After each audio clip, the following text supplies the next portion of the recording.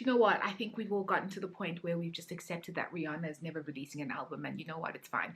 But I will say that sis does make a bomb-ass lipstick. Hey, hey, hey.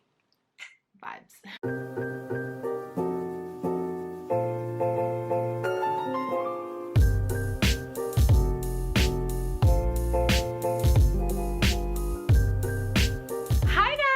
Welcome back to the Pretty Bookish channel, where we talk all things books all the time. My name is Noble Kanya. Welcome if this is your first time here.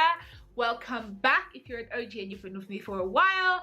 This is a channel where we basically talk about books all day, every day, which is like my favorite thing in the entire world. Okay, so today I'm gonna do a mini haul for you guys. So I uploaded a video a couple of days ago of like spend the day with me. I went to Brooklyn Mall, I went to Nyrox, I did a lot of fun stuff, and part of that was I went book shopping with my dad, and I managed to con my dad, because con artist of note, into buying me like 6 books. And I said I was going to show you guys what I got, but then I ended up doing a lot of other stuff, so I thought, let me just shoot a quick little mini haul video so you guys can see what I picked up, so I can just walk you guys through what I picked up at Exclusive Books. I also received the best book mail from Usborne Books. Thank you so much, Usborne Books, this week. So when I got back from my weekend away, so that I will also show you guys today. So yeah, let's jump straight into it, because it's going to be a super short video.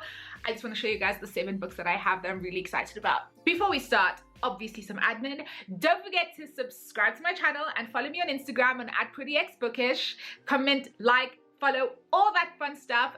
Jump into my DMs on Instagram, or jump into these comments if you have any questions for me. I'm always here to answer them, do my best to answer them in timely fashion, but you guys know how I be. So alright, so first off, I'm going to start with the book that I got from Usborne Books, which honestly, when I got it, I was like, I was like literally having such a, like, I was like screaming in my room. I didn't know if I wanted to cry, if I wanted to like scream or whatever, because this book has been anticipated since last year. This book was supposed to come out last year. I have been waiting for this book to be released for 6 million years, literally 6 million years, and it finally is released. I think it was released in the US on Tuesday. I think it's finally released everywhere. Finally got my copy, got sent a gifted copy by Usborne Books, and that is The Gilded Ones by Navina Forna, guys. I finally have it. First of all, this cover, fam. You guys know how I feel about a cover. You know how I feel about a bomb cover. It really, really takes the book to this next level. It also has these gorgeous sprayed edges. So this is an exclusive African edition from Usborne Books, and it's got these beautiful gold sprayed edges, which I'm just like, although to be honest with you, sprayed edges, I like them in theory, but also in practice I'm kind of like, what's the point? Because I'm not a demon, so my books don't sit on the shelf this way. Guys, by the way, if your books sit on the shelf like this, I'm concerned about you. Like, that is like very demonic. You probably need to be exercised. So I don't understand what the point of sprayed edges, other than like when I look at it, it's pretty, but like my books sit like this on the shelf. So anyway, that's just a random thing, but I was just thinking that like it's cute and everything, but like, because I see people who like spray their own edges, I'm just like, what's the point of doing that? Because sis, your books don't sit like this on the shelf. So what are you doing? Anyway, The Gilded Ones. Very excited to read this book. It's fantasy, African fantasy YA. I believe Navina Forna is Sierra Leonean. I think it's Sierra Leonean writer, which I'm just like, oh, I love reading African fantasy from writers from all over the continent, and I don't think I've actually ever read something from Sierra Leone, and it's got, that country has such a fraud history that I'm interested to see how she incorporates it into this book. Okay, so the basic plot of The Gilded Ones, if you're interested, but you should probably Google this, but anyway, let me tell you anyway, is that it's this society where girls, I think when they reach like their 16th birthdays or something, they basically get cut. And the difference is that if your blood runs red, you can join the village and live with the rest of the people, but if your blood goes gold, it means that you are a curse or a blight and they want to kill you because you're an omen of bad things or something like that. That's as far as I understand it. So this girl, what's her name? Oh god, it doesn't give me her name, can't remember. Decca. So Decca gets cut and her blood is gold, and it's basically her journey of fighting to live and fighting for her life. And it's, from the descriptions I've read of this book, it's very much like The First Woman by Jennifer Dantabuga, in the sense that it's very deeply embedded in kind of feminism and the conversation around women's role and women's experiences of different spaces. And it's very girl power, women-centered, girl fighting for the right to live, and a comment on how society treats women. That's how I'm understanding it. And then all of that is embedded in this kind of fantasy story. So I'm just like, yeah.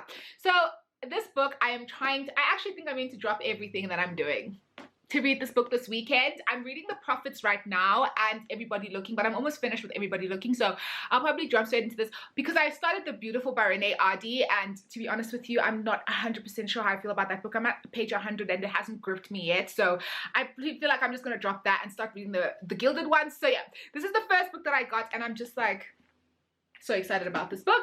Really, really excited. Then the next one I showed you guys in my video of shopping at exclusive books was Exhale, a queer African erotic fiction by Ola Africa Project, and published I think by Blackbird Books as well. I am here for all the queer African lit. I am interested to read, because there's not a lot of queer African erotica or queer African lit that centers sex, sexuality, romance, because a lot of queer lit in general, and I was having this problem, I was talking to someone on Instagram about this as well,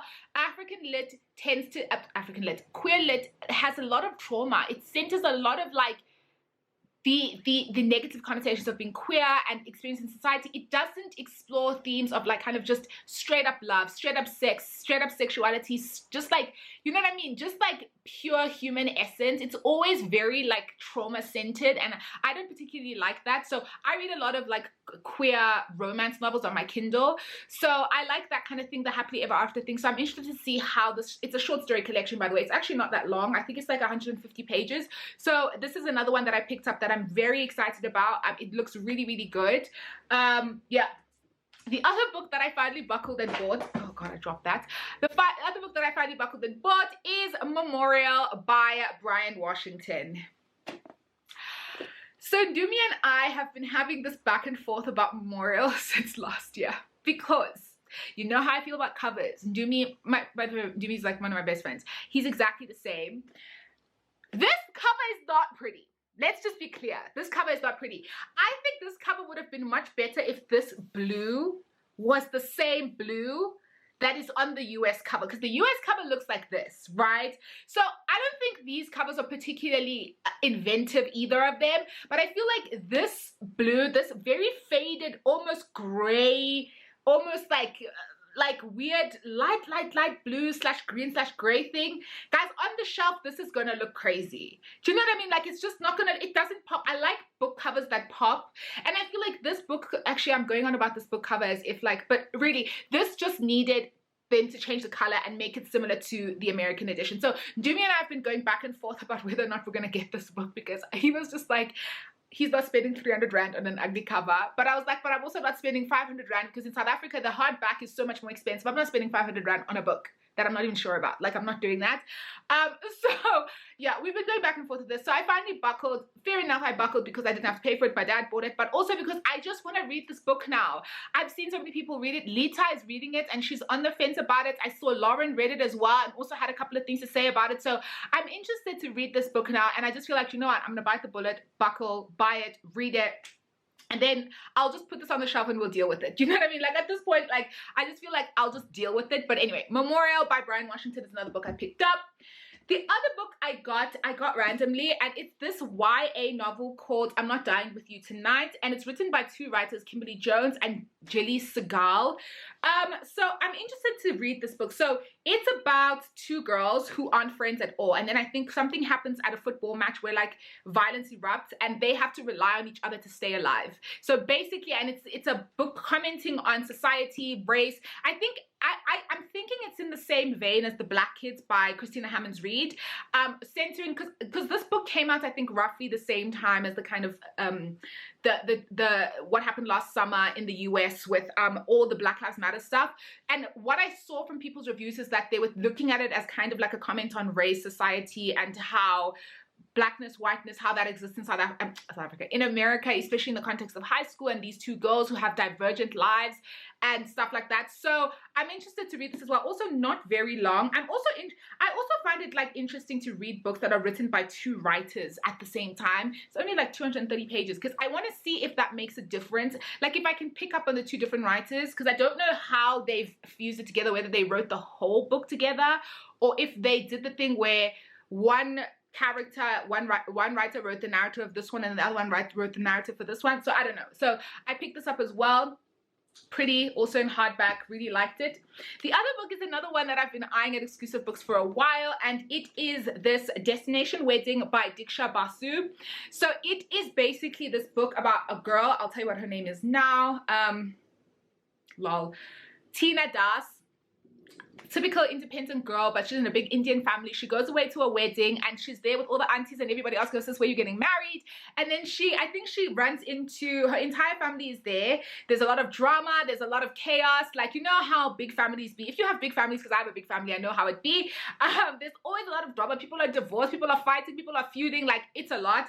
And then I think a former fling unexpectedly arrives at this wedding, and then she has to kind of navigate this whole space. So I'm thinking of it in the context of like, it's kind of a romance novel, but also like a funny, huge family. I was thinking in the same vein as like My Big Fat Greek Wedding, if that makes sense. Like that kind of huge family, huge characters, but also underlying messages and underlying explorations of like life within a family, but also there's romance, and it's just that kind of thing, you know what I mean? So that's how I'm looking at it. So I think that that's more or less where this book is, and I just loved the cover, and I kept seeing it when I was at exclusive books, so I was like, okay, I'm gonna get it now. So yeah, there's this one as well. The other book that I got finally was The Emperor's Babe by Bernardine Evaristo. It is a book written in verse, and you guys know I was asking for recommendations last week of those, and actually someone recommended this, and I was like, I actually just picked it up as well. So I've been eyeing this for a while. I just picked it up. I actually really like these covers. I think what I want to do is replace all my Bernardine Evaristo books with this cover, with these cover editions. My Mr. Loverman, My Girl, Woman, Other, replace all of them because I really like these covers. Book written in verse that's set in kind of ancient Rome with a black female protagonist, if I'm correct, and I was just like, I need it. You guys, I know, like, I study classics and all things related to Greek mythology, Roman history, Roman mythology. I am here for all of it. So this is another one that I was just like, absolutely, I need it when I read the synopsis. So this is another one that I'm excited to read. So it's Emperor's Babe by Bernardine Evaristo. The last book that I picked up was this book called The Lies That Bind, Rethinking Identity, Creed, Country, Color, Class, Culture by Kwame Anthony Appiah. So basically this book is a non-fiction book that I picked up in the current affairs section, and it is an exploration of exactly what it says, the ways in which identity is rooted and kind of tied together with things like creed, country, class, color, and culture, and how the evolution of those concepts and how they relate to identity. And I was just like, yes, I've never heard of this book. I've never seen it before. I just randomly saw it as exclusive books. I don't even know when it came out, because I'm surprised I haven't seen this more like on social media or like Bookstagram or whatever. It came out in 2018, so maybe that's why, because I was on Bookstagram in 2018, so maybe when this came out, it was like really hyped. But I really am looking for, I said before, I was looking for non-fiction books that explore things that I'm familiar with, but I want different angles. I want identity politics, I want disability, I want different angles of social justice. Like how I said when I read the Address book, that I like how it spoke about race and power and kind of the history of the world, but it came at it from a different angle, and I really like that. So this is another one that I picked up because I thought it looked really interesting. Also, I really like this cover, funny enough. Non-fiction books don't tend to have such pretty covers, but this one, I'm a huge fan, so this is another book that I picked up. Okay, great. So that's the end of the video. Those are the 7 books that I have that are new that I just wanted to show you guys. I hope you guys enjoyed this. I hope you found it instructive. Let me know in the comments if you liked any of these books, if you've read them, if you haven't read them, if you're thinking of reading them. Don't forget to subscribe to my channel. Follow me on Instagram on @PrettyXBookish. Like, comment, follow, all that fun stuff. And yeah, I'll see you guys next time. Thank you so much for watching this video. I hope you guys have a good day. Bye!